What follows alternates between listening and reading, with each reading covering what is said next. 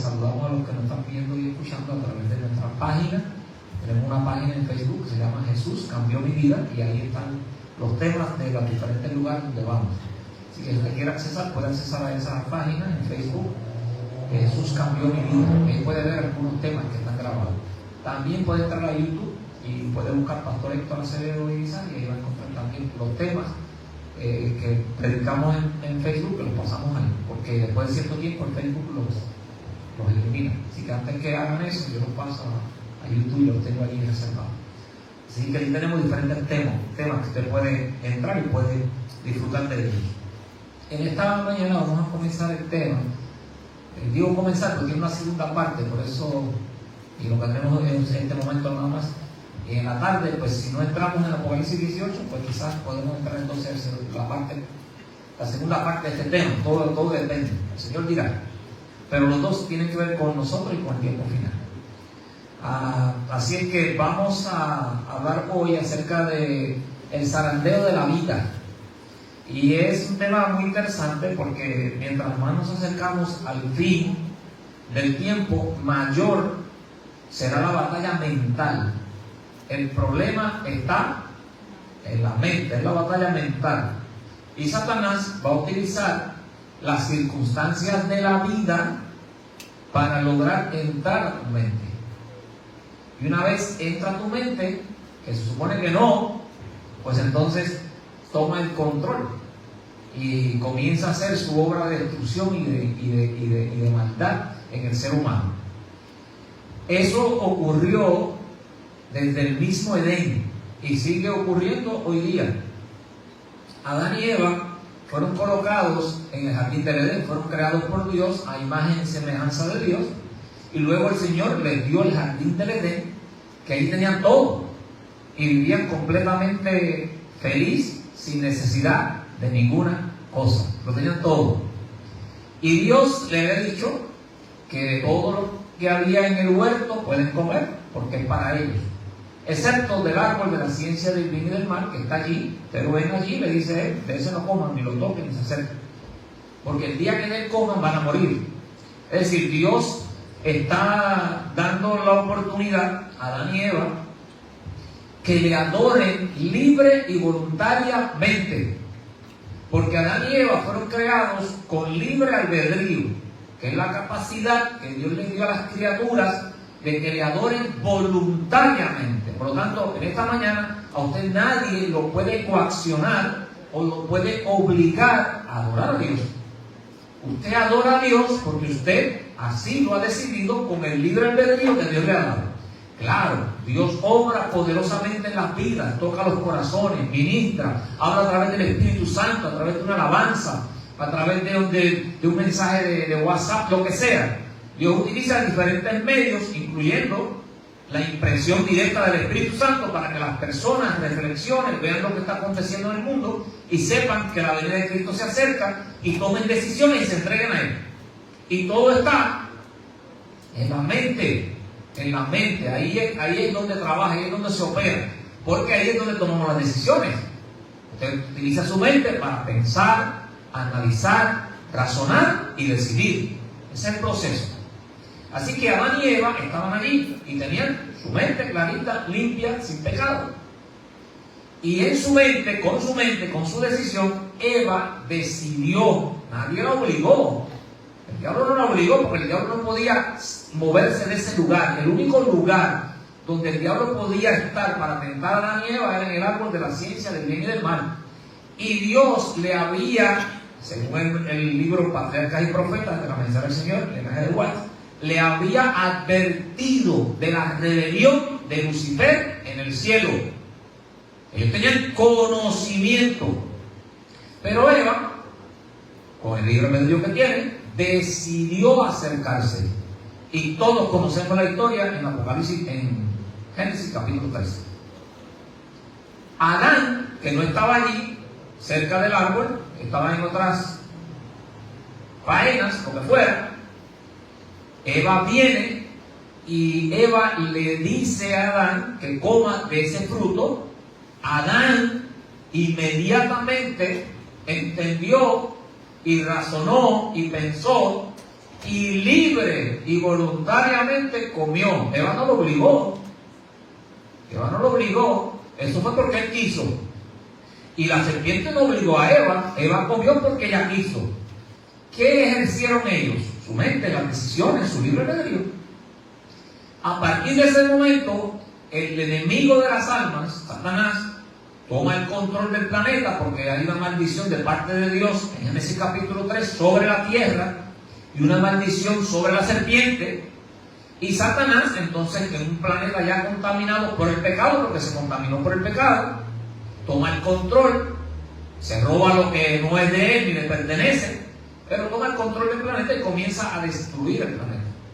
Y cada vez que se pobla la tierra con diferentes seres humanos, él entra en acción. Cada vez que se constituye una familia, él entra en acción. Cada vez que hay algún proyecto de alguna comunidad, él entra en acción. Y hoy día, con la mente que la gente tiene, que Dios le ha dado, con libre albedrío, tenemos guerras injustificadas, donde mueren inocentes, donde hay gente que no tiene que comer por la guerra, tienen que salir corriendo de su casa. Imagínese usted, el Señor nos libre. Y ahora mismo hay el problema de Estados Unidos con Venezuela, y que le den con tirar para acá unas cositas de esas. Y nosotros estamos tranquilos en la casa. Hay que correr, pero no solamente correr. ¿Para dónde vamos a ir? O sea, a la desesperación llega el caos, llega la miseria, llega la tristeza, porque tenemos familia, tenemos hijos, nietos, parientes, hermanos, padres, personas que necesitan ayuda, y nosotros también.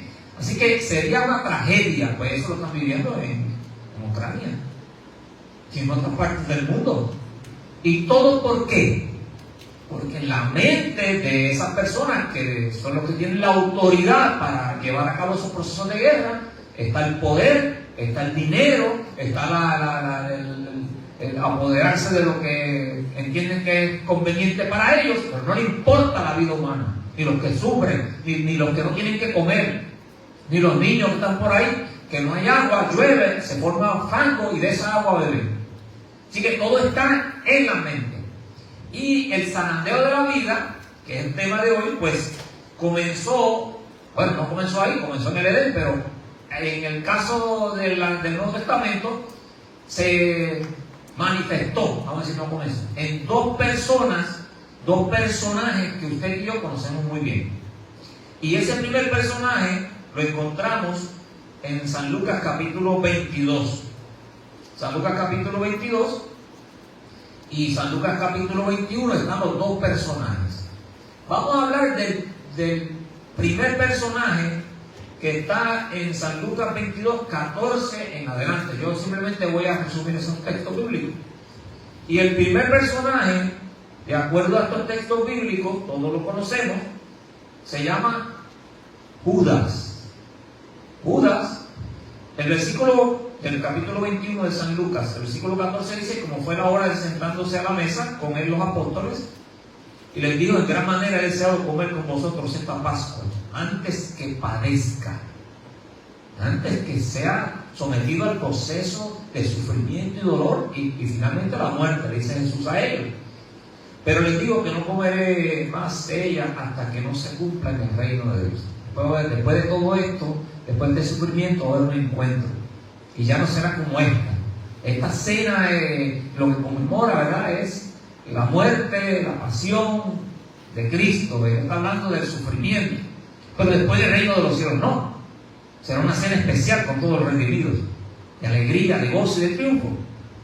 Y entonces dice, versículo 17, partido de allí, dice el versículo: os digo que no beberé este vino. Se me fue el audio, necesito un poquito de audio. Dice ahí, tomó el pan y habiendo dado gracias lo partió, versículo 19. Y el versículo 21 dice: con todo eso, he aquí la mano del que me entrega. Él dice ahora: aquí entre ustedes hay uno que me va a entregar, y esos son otros 20 pesos. Imagínense usted que usted esté junto conmigo, estemos aquí, y de repente el Señor diga: entre ustedes hay uno que me va a entregar. Se le paran los pelos a cualquiera.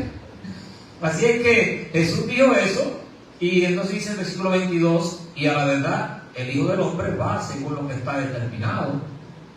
Es decir, ya de cualquier forma, esto se va a cumplir, pero no tiene que ser con él, no tiene que ser con el que está aquí, porque él dice, Jesús le dice, no, ya eso está determinado. O sea, el sacrificio de Cristo era no solamente inevitable, era necesario, porque si Cristo no padece, si Cristo no muere, nosotros estuviéramos perdidos y el diablo ya hubiese acabado con el planeta Tierra. No quedaba un ser humano vivo, hubiese matado a todos, y cada vez que nacieran algunos los mataba. Así que el Señor le dice, eso, el padecimiento, mi entrega, va de acuerdo a lo que está determinado. Eso es así. Es decir, yo dejé el cielo, dejé la adoración de los ángeles y vine a pagar el precio que Adán y Eva tenían que pagar, y por ende todos ustedes. Para recibir salvación y vida eterna era indispensable, necesario que Cristo pagara el precio. No había otra forma. De paso, cuando usted lee el papel del profeta, en la página 44 por ahí, habla de lo que ocurrió en el cielo, cuando Jesús tomó la decisión. Los ángeles del cielo se ofrecieron, y Jesús le dijo, no, ustedes no pueden, tengo que ser yo. Y dice que el cielo se llenó de tristeza, y suspendieron los himnos de alabanza, porque ellos no podían entender cómo el Dios Todopoderoso se sometería a esa terrible crisis y situación y masacre, porque lo masacraron. Lo masacraron tanto que Isaías 52:14 dice que no iba a aparecer en su rostro. Lo desfiguraron, lo desbarataron, como decía un dominicano amigo, que lo desbarataron. Pues así lo desfiguraron.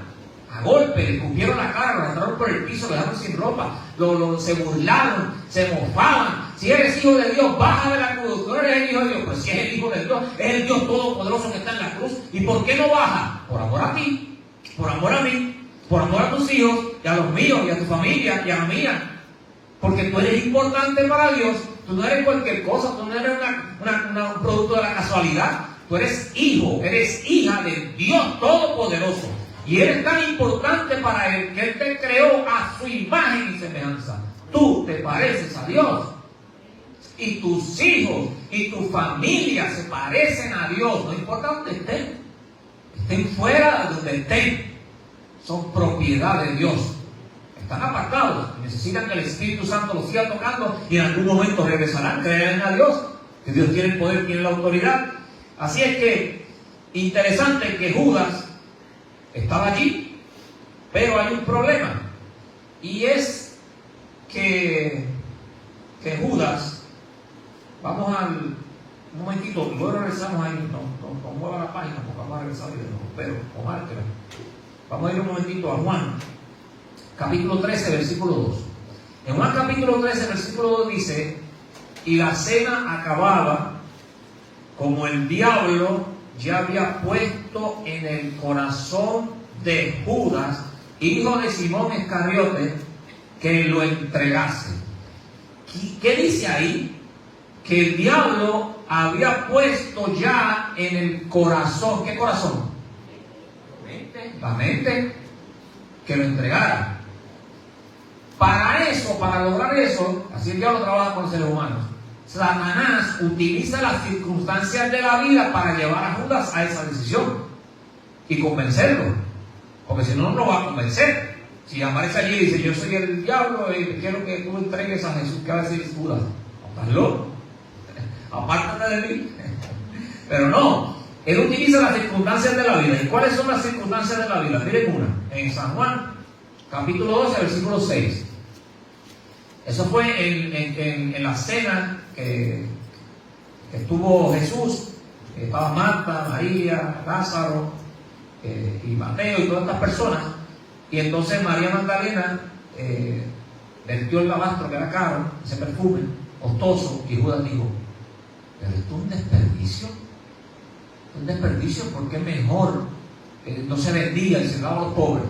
Pero mira lo que dice el versículo 6. Mas Judas dijo esto no por el cuidado que él tenía de los pobres. Eso no era verdad, sino porque era ladrón. Dice ahí, y tenía la bolsa, era tesorero, y extraía o traía de lo que se echaba en ella, cogía el tiempo de él. ¿Quién le puso eso en su mente? El diablo. Pues las circunstancias de la vida, él tiene la bolsa, él tiene el dinero, y él dice, pero ¿para qué tanto dinero si aquí no se compra nada? Tenemos ahí dinero, no compramos nada porque nos pasamos de sitio en sitio, y a veces cuando hace falta comida se hace un milagro. Circunstancias de la vida, yo pues lo mío. Satanás trabajando en la mente de Judas, como lo hizo con Adán y lo hace con los seres humanos hoy día. Ya lo vimos. Ahora, regresemos a Lucas 21.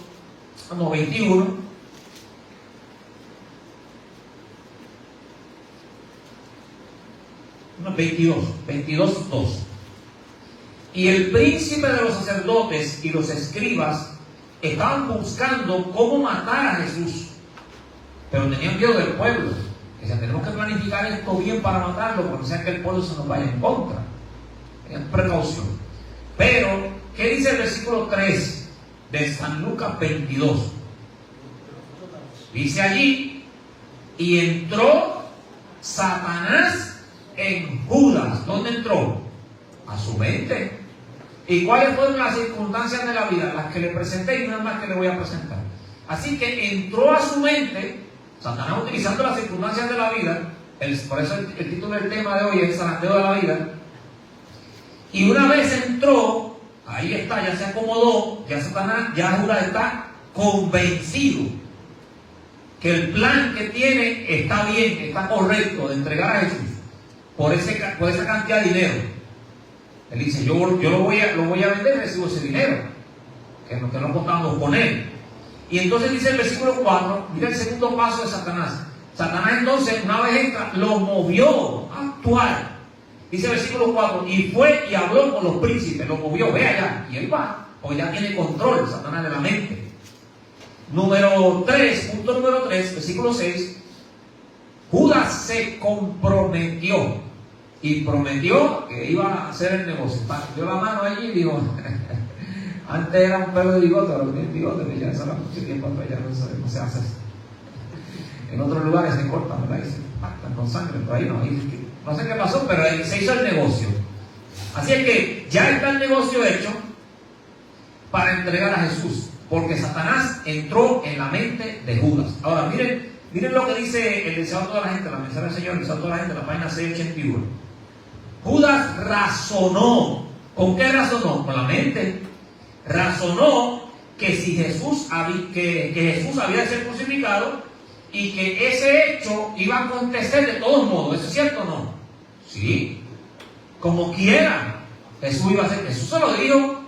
Le había dicho ya, el Hijo del Hombre va como está determinado. Pues él dijo, pues Jesús como quiera va a ser crucificado. Su propio acto de entregar al Salvador no cambiaría el resultado. Eso es lo que el diablo le pone en la mente. Eso no va a cambiar, no te preocupes. Eso no cambia. Tranquilo. Sigue para adelante, sigue con el plan para entregarlo. Si Jesús no debía morir, lo único que iba a ocurrir es que se iba a librar. Esto, en todo caso, Judas ganaría algo por su traición. Dice, como quiera yo voy a ganar. Calculaba que había hecho un buen negocio traicionando a Jesús. Sin embargo, Judas no creía que Cristo se dejaría arrestar.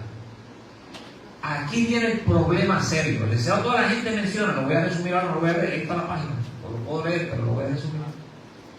Judas interpretó y analizó, y él dijo, en múltiples ocasiones, el Señor se ha liberado ya. En una ocasión lo iban a apedrear y él se escapó y se desapareció. O sea, yo lo voy a vender, vamos a hacer el negocio, ellos me dan el dinero, yo lo llevo donde Jesús está, que fue en el Monte de los Olivos, allí en el huerto de Getsemaní, y él se escapa. Pero ¿qué pasó? Jesús no se escapó, no prestó resistencia y dejaba que lo golpearan. Judas siguió el proceso, y Pedro también. Y cuando vio la paliza que le estaban dando y que Jesús no se libraba, que era lo que le esperaba. Él dice, si lo arrestan, él se va a librar. Si se deja arrestar, él se va a librar. Y ya, él viene con nosotros, yo tengo el dinero. Y él ni sabe que yo tengo el dinero. Eso lo pensó Judas. Pero Jesús no se liberó. En San Mateo capítulo 27, usted va a encontrar, y es el único de los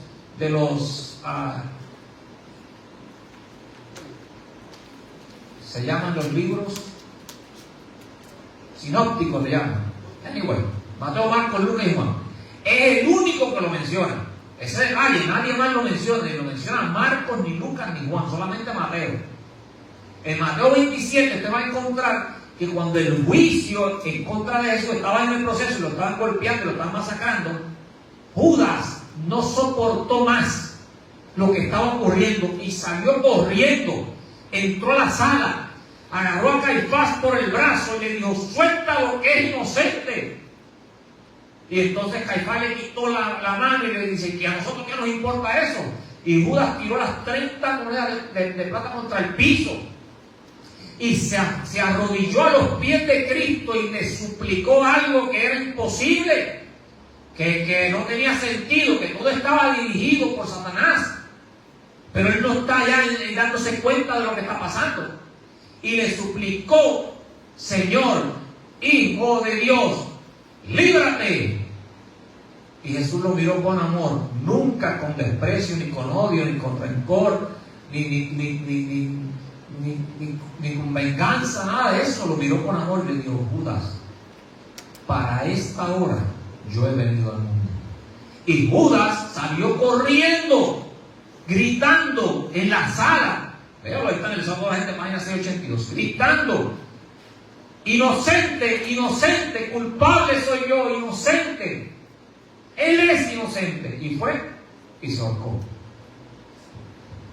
Circunstancias de la vida, porque a veces pues se nos hace fácil culpar a Judas y decir, ese fue Judas que hizo eso, fue un traidor. Y el nombre de Judas quiero ponerle a ninguno de nuestros seres queridos, ¿verdad? Queremos, ¿verdad? Como que suena feo, pero no, las circunstancias de la vida lo llevaron a eso. No significa que lo estoy justificando, yo no estoy justificando, porque él no tenía que hacerlo, podía arrepentirse. Aún cuando salió corriendo, en vez de ahorcarse, si se arrepiente era perdonado, porque el Señor lo miró con amor, para que esa mirada tierna y poderosa él sintiera el perdón y la restauración. Pero él tomó otra decisión con el libre albedrío que tenía. El siguiente personaje que hizo algo parecido se llama Pedro, y está en el capítulo 22, versículo 31. El Señor le dijo a Pedro, mira Pedro, versículo 31, he aquí Satanás te va a zarandear como a trigo. ¿Qué es el zarandeo? Cuando se usa el zarándano ese, ¿para qué se usa? En lo del trigo yo no lo he visto, pero lo vi cuando era pequeño con el café. Parecido, ¿verdad? Y con el achiote también, ¿no? ¿Verdad? Lo mueve y lo sopla, lo que sea, y sigue saliendo la paja. Y se supone que en ese movimiento fuerte quede solamente el grano, el café o el trigo, ahí. Y el Señor le dice, que era lo que estaba en aquel tiempo, te ha pedido para zarandearte como a trigo, y eso lo movían fuerte. Es decir, vienen vientos fuertes contra tu vida, viene el zarandeo de la vida, y ese zarandeo llega contra tus hijos, ese zarandeo llega contra tu matrimonio, contra tu familia, el zarandeo del trabajo, del problema económico, el zarandeo del problema familiar, el zarandeo con los hijos, el zarandeo de la inestabilidad mundial en que vivimos, el zarandeo de la criminalidad que está por todas partes. Llega el zarandeo de la vida. Cada uno de nosotros va a ser zarandeado porque el diablo está suelto o ya está siendo zarandeado. Yo conozco personas, dos que tengo en mi cabeza ahora mismo y no lo voy a mencionar, no voy a dar detalles. Dos casos de dos personas completamente bien y de repente el diagnóstico dice que tienen cáncer, y uno de esas personas en varios sitios y me dice, pastor, el problema es que tengo en el estómago y tengo en el páncreas y tengo en el intestino. No tenía nada. Y el detalle, pastor, es que yo conozco eso porque esa es mi profesión y sé lo que representa. Gracias a Dios que por lo menos lo del páncreas no salió, se resolvió. Pero de un día para otro, las circunstancias de la vida llevan a esa persona y a la familia a una crisis. Visité otro, que lo aprecio mucho, esta semana pasada fui a la casa y la esposa nos contó todo lo que ocurrió. Cómo esa persona salió de allí, del hospital, gritando por lo que pasó con su esposa. No lo podía ni entender y la gente lo había gritando gritos. Así que, circunstancias de la vida que te han llegado o te pueden llegar, que me han llegado o que me pueden llegar. Bueno, estamos exentos, porque estamos hablando aquí de dos discípulos. Judas, que Judas no era discípulo, y Pedro, ¿qué era? Entonces Pedro, el Señor le dice, el diablo te ha pedido para zarandearte como trigo, viene un golpe fuerte para ti. Yo he rogado para que tu fe no falte, para enfrentar el zarandeo que vendrá sobre los individuos y sobre la iglesia, que esa es la siguiente parte del tema, el zarandeo sobre la iglesia, que vendrá sobre los individuos y sobre la iglesia. Se necesita que nuestra fe no falte. ¿Y qué es la fe? No, que yo me convertí y creo en el Señor, nada más. La fe es relación, la fe es entrega, la fe es búsqueda de Dios, la fe es creer que estamos viviendo en el tiempo final, la fe es creer que las profecías de Apocalipsis, de Daniel, hay que predicarlas, porque Cristo viene y somos un pueblo profético. La fe es que no nos conformamos con las costumbres del mundo, no vivimos como el mundo, porque somos un pueblo diferente, no somos mejores que nadie, seres humanos igualitos que los demás. Y los que nos están viendo a través de nuestra página de Jesús Cambio de Vida, yo eso lo he dicho antes.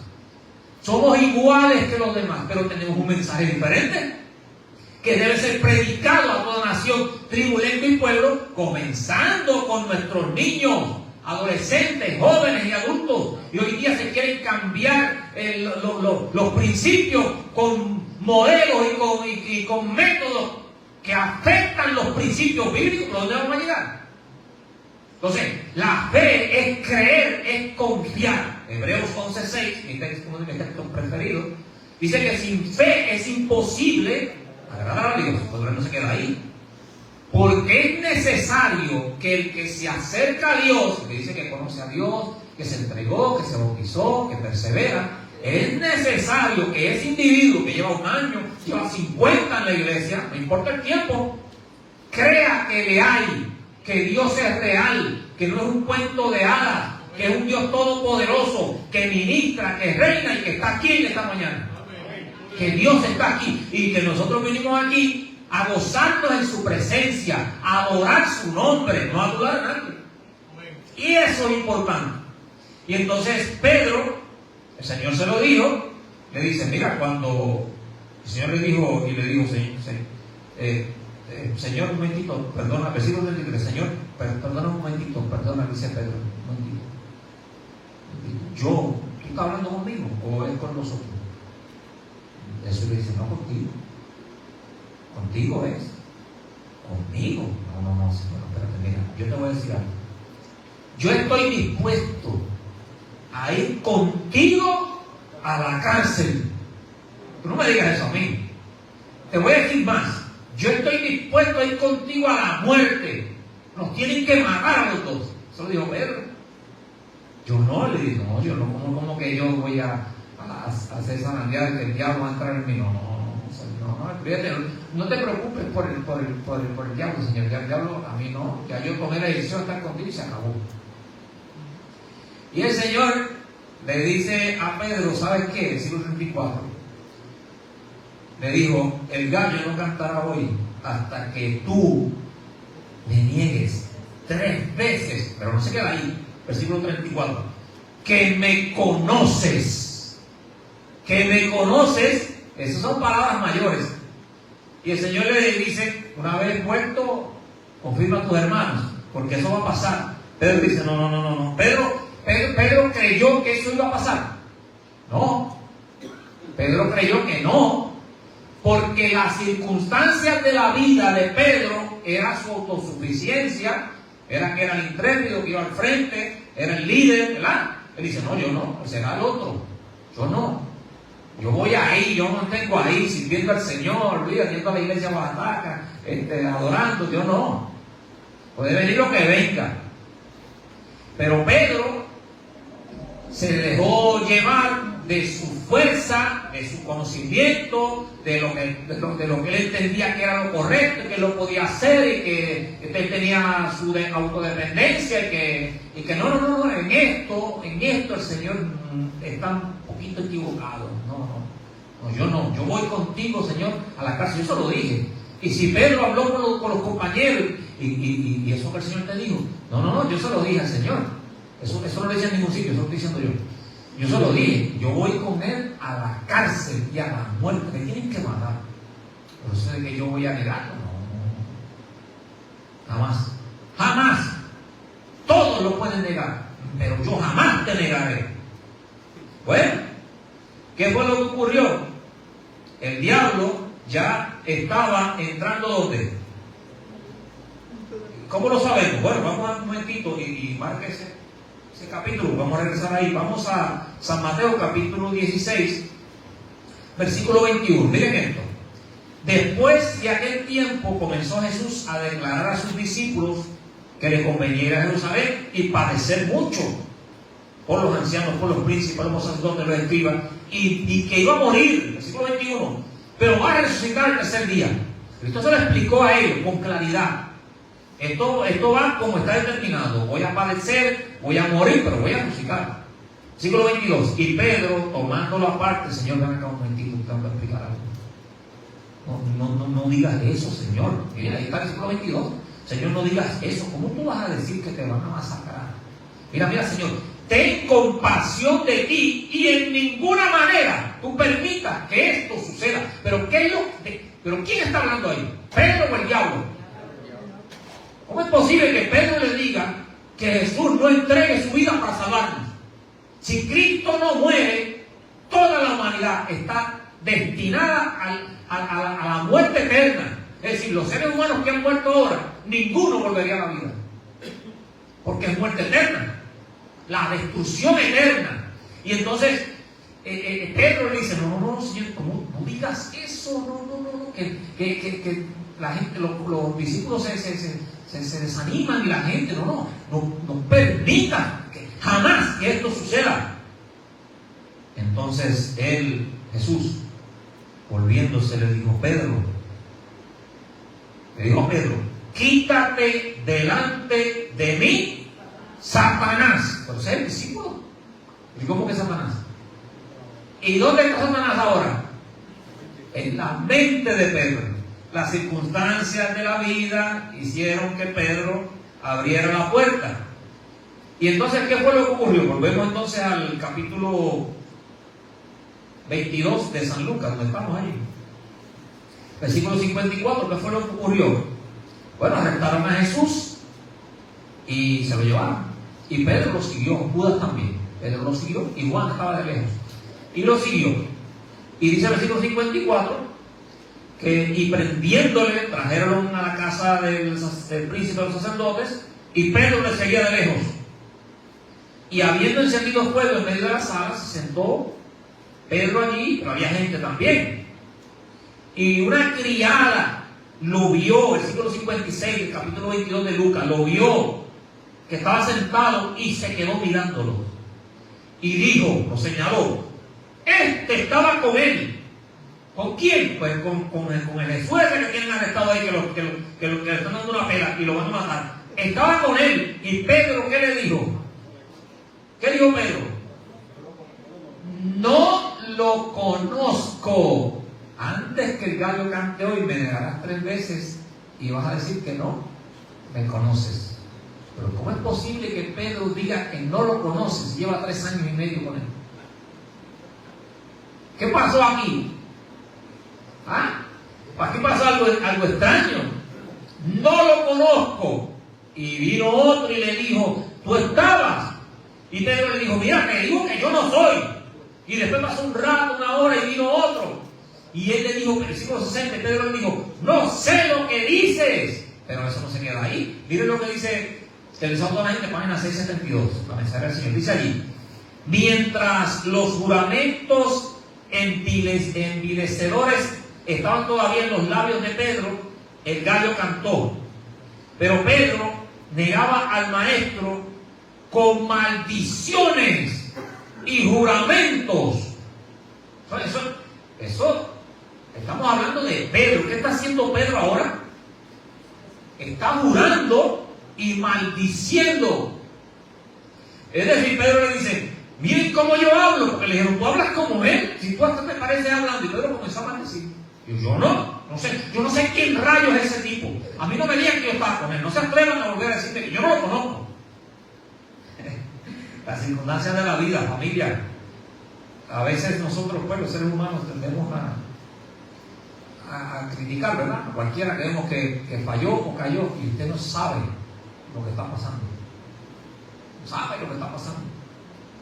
Mejor vamos a unirnos en oración para que el Espíritu nos ministre, para que el Espíritu cuide a la iglesia, para que el Espíritu cuide a los seres humanos que son propiedad de Dios. Aún los que están en las cárceles, los que están en la calle, los que están cometiendo asesinatos, son propiedad de Dios, son creación de Dios, a imagen y semejanza. Lo que pasa es que están desviados, pero todavía, como yo digo donde quiera que voy, la puerta de la gracia está abierta. Créale a Dios que sus hijos, que su familia le pertenecen al Señor y que estarán en la segunda venida con ustedes para encontrarnos con Él. Hay que creerle a Dios. Pero miren lo que pasó. Mientras Pedro maldecía, el santo de la gente dice que el Señor, el gallo cantó y Pedro echando maldiciones, el Señor, recibiendo esa paliza, lo miró. La mirada de Jesús a Pedro era la misma que le dio a Judas, de compasión, de amor, de perdón. No era una mirada que decía, te lo dije, viste, te lo dije, tú decías que no, pero coge ahora, ves, estás pasando esto porque se cumplió lo que yo le dije. No, era una mirada de amor, porque Pedro era su hijo, que él amaba profundamente, igual que Judas. Lo que pasa es que el diablo entró en la mente de Judas y Judas decidió quitarse la vida. Pero Pedro pudo haber hecho lo mismo, pues están en las mismas circunstancias. Y ahora miren lo que dice el Salmo de la gente, página 672. Mientras los juramentos estaban todavía en los labios de Pedro, el gallo cantó. El Salvador Jesús se desvió de sus ceñudos jueces y miró de lleno a su pobre discípulo. Al mismo tiempo los ojos de Pedro fueron atraídos hacia Cristo. En aquel amable semblante se leyó profunda compasión y pesar, pero no había ira. Al ver ese rostro pálido y doliente Pedro, esos labios temblorosos, esa mirada de compasión y perdón que Pedro vio en Jesús, su corazón fue atravesado como por una flecha. El Espíritu de Dios lo tocó y Pedro pensó inmediatamente, nuevamente, con la mente, analizó, razonó y decidió. ¿Qué fue lo que decidió Pedro? ¿Hacer qué? Pedro está allí mirando a Jesús y después de eso, ¿qué sigue? Decidió salir corriendo, salió corriendo de allí y fue al huerto de Getsemaní, donde Jesús le dijo, velad y orad para que no entréis en tentación, porque el espíritu está presto, pero la carne está enferma. Allí mismo, y se postró y recordó todo lo que Cristo le había dicho, y lloró y se arrepintió abundantemente, de todo corazón, y el Señor lo perdonó. Claro que perdona, porque Dios es amor. Una vez el pecador, el ser humano, se arrepiente, no importa cuál sea su pecado, la Biblia dice, tus pecados son perdonados. Lo que no perdonamos somos nosotros, que seguimos a gente sacándole, como decía mi abuela, peste, aquí no sé cómo sea ella. Seguimos buscando y analizando, no, pero que falta esto, falta aquello. No, la persona se arrepiente y se aparta y sus pecados son perdonados. Esa es palabra de Dios. Te perdonas, el Señor es el que tiene la autoridad. Yo no tengo que cuestionar eso.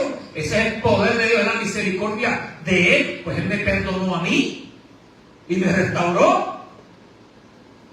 Aquí mi compañero dice, el pastor se retira. Todavía a mí me falta, pero ¿quién sabe dónde yo estuviera ahora?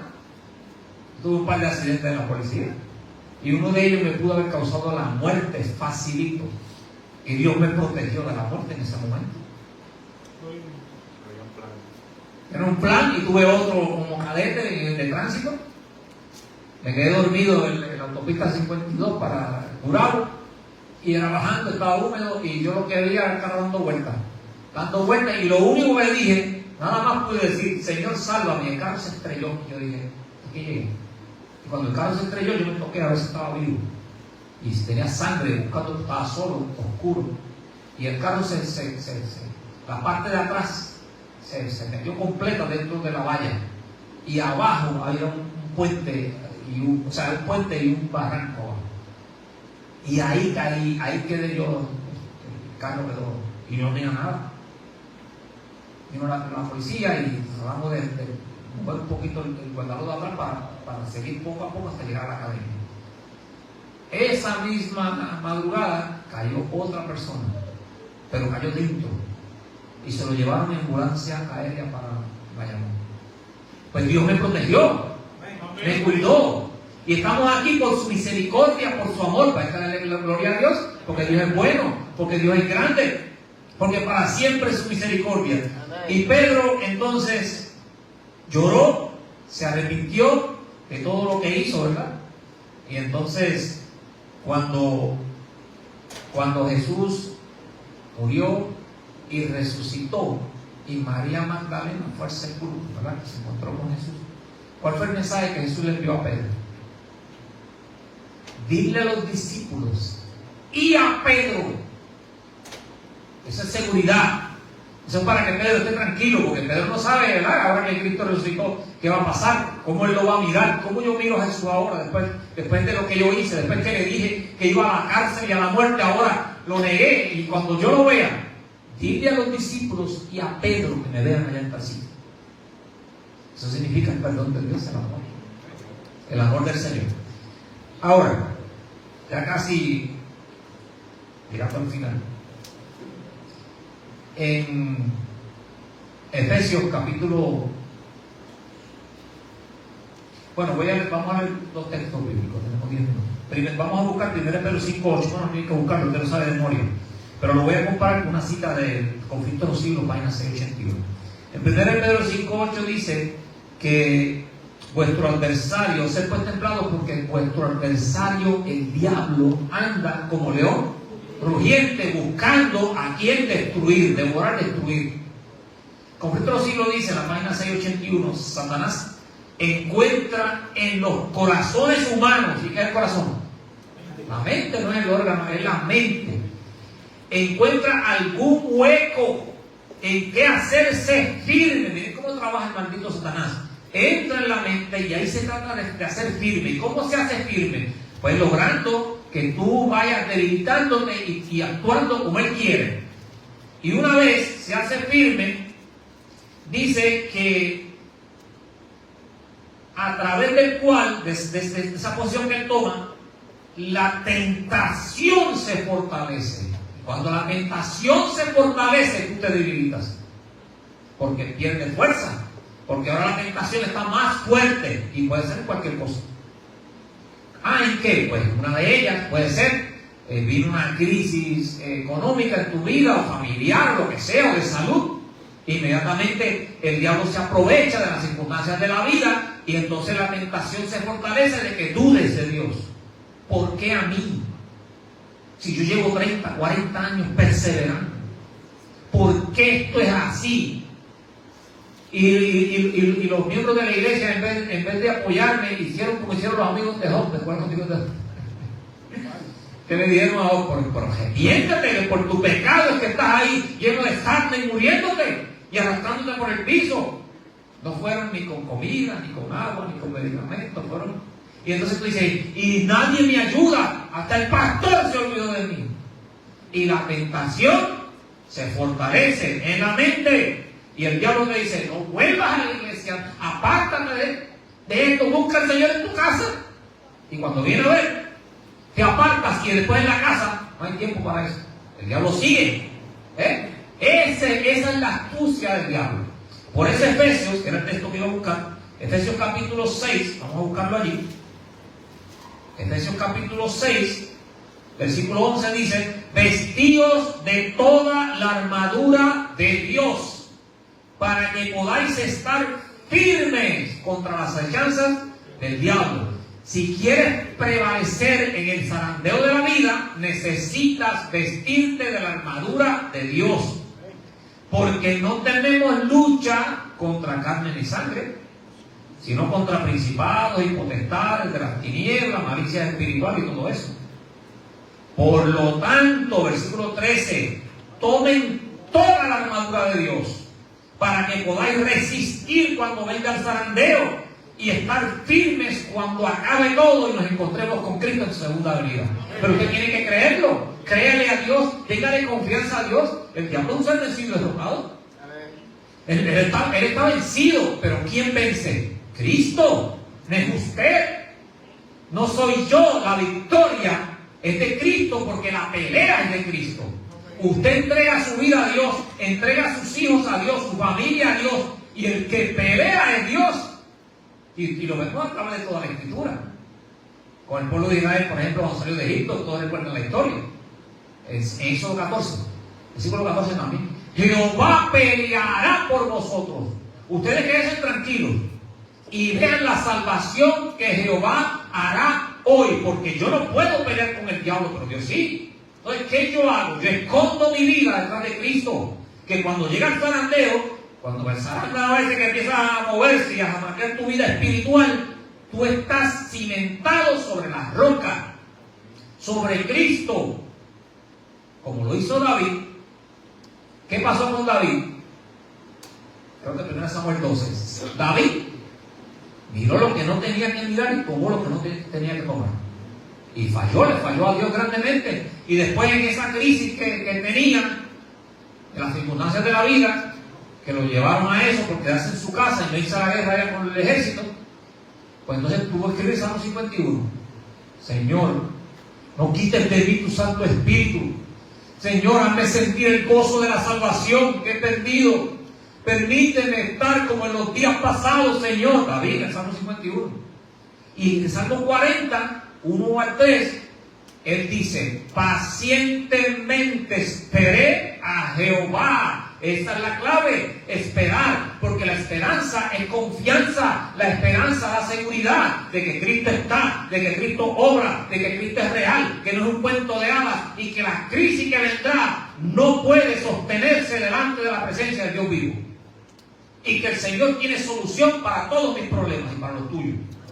Tienes que creerle a Dios, creer que estamos viviendo en la historia, en la etapa final de la historia de esta tierra. Miren, los eventos que están ocurriendo en Puerto Rico, en el mundo, en Estados Unidos, con Donald Trump y con todas esas cosas, son señales de que algo mayor va a acontecer.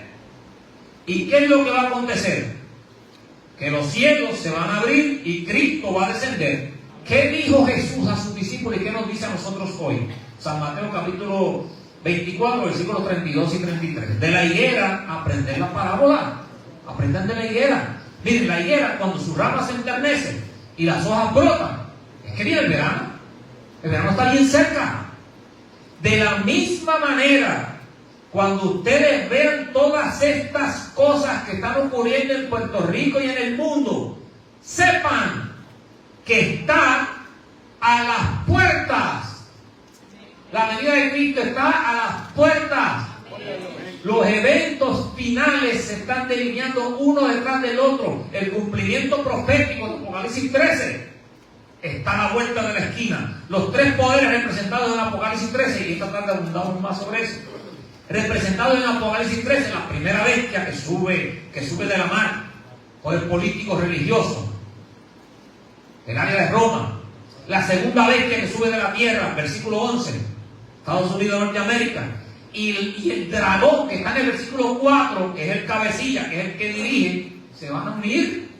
Esa es la triple alianza.